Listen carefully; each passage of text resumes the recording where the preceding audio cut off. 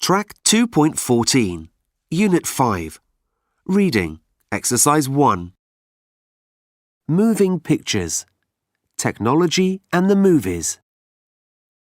From the early days of silent, black and white films to our modern digital productions, the film industry has changed a lot over the last century. At the beginning of the 20th century, there weren't any cinemas. When a travelling picture show came to a town, people usually watched the short films in a tent. The first permanent cinema was Thomas Talley's Electric Theatre, which opened in Los Angeles in 1902. By 1907, there were more than 4,000 cinemas in the USA, where audiences watched silent comedies, dramas, and news stories, with a pianist providing music.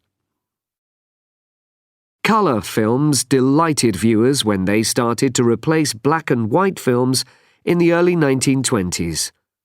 But it was the introduction of sound between 1926 and 1930 which really revolutionized the cinema.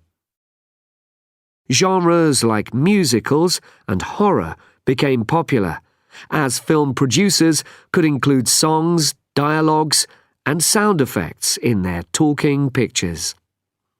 But some actors lost their jobs because they didn't have good voices or simply couldn't act and speak at the same time. There were various experiments with 3D and with films with smells, smell-o-vision, in the 1950s and 1960s, but they weren't very successful. Film technology didn't change much until the 1970s, when surround sound became popular. This made the movie experience more realistic, because sound seemed to come from all directions. After that, the next real revolution came with computers. Filmmakers can now create very realistic special effects, and computer-generated images have had a big impact, particularly on science fiction films and animation. These days, digital projectors produce clearer images, and as 3D technology improves, films will seem more realistic.